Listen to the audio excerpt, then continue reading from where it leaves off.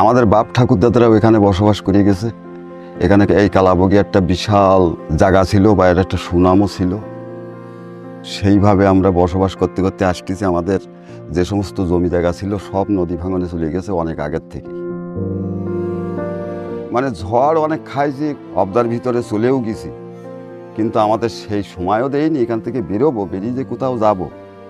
যেমন ঝড় তেমন হচ্ছে নদী ভাঙন। মানে এই শিবসা নদীর কালের স্রোতে আমাদের শুধু আমার একা না, এই পাড়াপাড়ি সব ভাসিয়ে নিয়ে আমাদের কান্নাকাটি সার হয়ে গেল। আমরা আভাস পাইছি, সন্ধ্যার থেকে আভাস পাইছি যে রাত্রি ঝড় শুরু হবে। এবার আমরা সেখান থেকে গোছগাছ করেই বাড়ি অবস্থান নিয়েছিলাম। যখন শুরু হবে তার আগেই আমরা চলে যাব। যে আমরা এখান থেকে যখন গ্রামের থেকে বেরোইছি তখন 9টা, 9:30 বাজে, রাত 9:30টার সময় আমাদের কিছু কাপড় চোপড় বস্তায় ভরে নিয়ে বাচ্চা কাচ্চা নিয়ে আমরা সাইক্লোন সেন্টারে যেয়ে আশ্রয় নিই। আর সব কিছু সেইভাবে এখানে ফেলানো ছিল। ওইভাবে ঘণ্টাখানি পর বাঁধ ভেঙে গেল। বাঁধ ভেঙে যাওয়ার পরে সব কিছু তোলাই গেল আমাদের গ্রাম। আমরা পরে আইছিলাম, আইসি দেখি সব কিছু তোলানো। আমাদের ঘরের চাল পর্যন্তও পানি ছিল, যেহেতু গ্রামটা ছাও, পাশে নদী, এই কারণে প্লাবিতটা আমাদের গ্রামে এইখানে বেশি হয়। ঝড়ের দিনে আমার ঘর দরজা একবার নষ্ট হয়ে গেছে, টিন চটা রো সব ভাঙি চুরে দিয়েছিল। তাতে করে আমি থাকতে পারিনি ঘরের ভিতরে। আমরা দুজন কান্দাকাটি করে অন্য আর এক বাড়িতে আমরা থাকি। ফিরে এসে দেখি আমার কিছু নাই, টিন ভেঙে গেছে, ঘর দরজা কিছু নাই, মানে রো চোটা সব উড়ে গেছে। যখন রাত 9-10টা বাজে তখন বিশাল পরিমাণ ঝড় ছাড়ি দিলি খেয়াল করলাম কি যে চল এই এনে তো আর টিকা যাবে না, তা ছেলেবিলি নিয়ে আমরা ভিতরে যাই। ভিতরে গেলাম, আমার কুটুমিকে বাড়ি রয়েছে অবদার ভিতরে, ওই জায়গায় থাকলাম। থাকার পরে সকালে আসি দেখি যে সে ঘর দরজা কিছু নেই, মাটি টাটি সব মিশে গেছে পানির সাথে।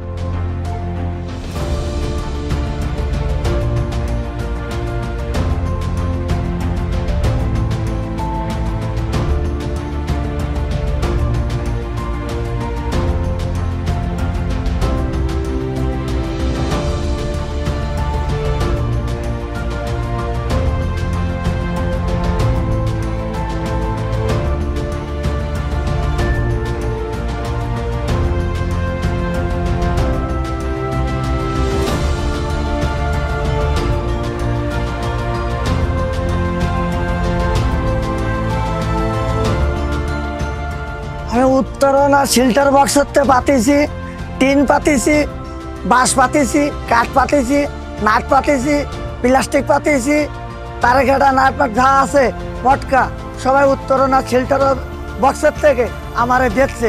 তা আমি ধন্যবাদ জানাই, যেন আমার বউ বাচ্চা নিয়ে ওই ঘরের মধ্যে ঘরখান বেঁধে যেন বাস করতে পারি।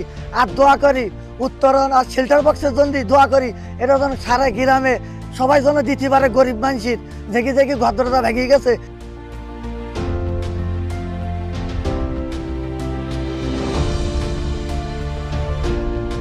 এই যে এই ঝড় বৃষ্টির কারণে আমরা বাড়ি ছিলাম, বাড়ি থেকে যখন আশ্রয়ণ কেন্দ্রে চলে গেছি, আইসে দেখি যে আমাদের ঘর বাড়ি ভাঙচুর হয়ে গেছে, রাস্তাঘাট তোলা গেছে। তারপর উত্তরণে তো আমরা এই টিন বাঁশ পাচ্ছি। তারপরে তোমার আছে যে এই ঘর বাইন্দে আমরা বসবাস করতে পারবো। আর আসলে আমরা প্রতিবন্ধী, আমার স্বামী প্রতিবন্ধী, নড়াচড়া করতে পারে না, আমার এই সংসার চালাতে হয়। তারপরে এই যে ঘরটা পাইছি, বিশেষ করে আমি আরো বেশি খুশি হয়েছি।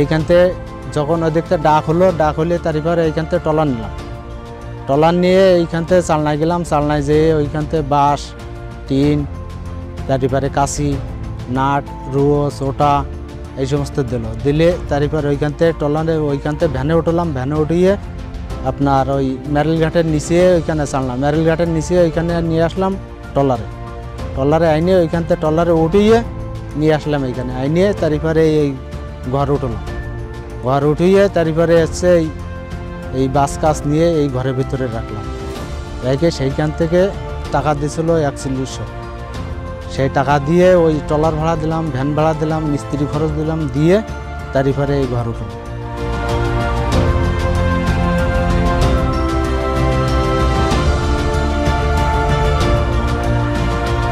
প্রথম ওই বাইরা নাম লিখে নিয়ে গেল, নেওয়ার পরে ওই পরিষদে যেই দেখলাম যে আমার নামটা আছে, তাই আমি বাড়ি এসে বললাম যে ঘরটা হবে। সেই বলে ওই যেই পরিষদে যেই দেখলাম যে নাম ছিল, যেই মাল দিছে, টিন দিছে, বাঁশ দিছে, কুড়া দিছে, সুটা, নাট, কাশি, মটকা, টাকা, গাড়ি ভাড়া টাকাও বাদে দিয়েছিল। এই আমি বড় করলাম ঘর, বড় করে ওই থাকি 3 মাপে। মেয়েটা নেই এখানে থাকবো, কি বড় বড় করে লেখাপড়া করাবো, স্কুল মাদ্রাসায় যাবে।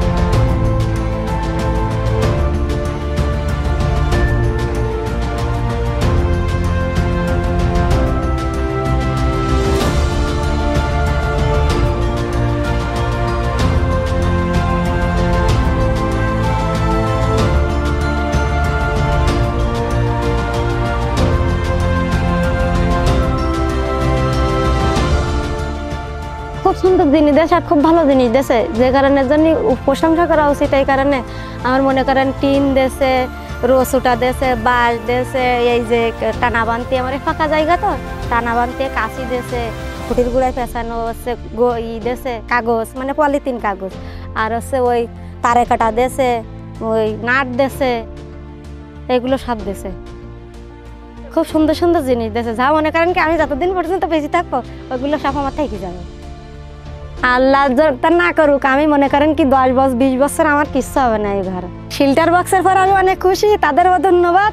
আমার এই উত্তরণ আমার জন্য যা করেছে তাদেরও আমার ধন্যবাদ। সেই তারাও ভালো থাক, আপনারাও ভালো থাক, আমার শিল্টার বক্স আরও সুন্দর থাক, ভালো থাক, এই দোয়া করি আমি সবসময়ের জন্য। ওই গোলের ঘর ছিল ছোট ছোট, ওই দেখা যায় কোনো মতে ঝড় বর্ষা আসলে তো বাঁশের খুঁটি এমনি ভেঙে চুরি দোলা করে নিয়ে যায়, আর এখানে ফাঁকা জায়গা বাড়ি দিলে আগে চলে যায়। এখন কি করব, করার তো নেই কিছু, গরিব মানুষ, আর তেমন কোনো সমস্যা নেই যে তাই দিয়ে বিল্ডিং বাড়ি করবো। আমরা উত্তরান্তে ঘরটা পাইয়ে বহুত খুশি হয়েছি, আনন্দ আর এর চেয়ে আর থাকতে পারে না কিছু। কারণ আমরা এই এখন টিনি ঘরে পানি খেতে পারতাম, তখন তো গোলের পাতা পানি খাতে হতো, দেখা যেত কত গ্যাস হতো, কী হইতো, আর এখন তো সেই চিন্তা নেই। আর প্রথম আমার এই বয়স হয়ে আমি কোনদিন যেন টিনের ঘরে বাস করিনি, এবারে প্রথম একটা টিনের ঘর পাইছি, আমরা খুশি হয়েছি।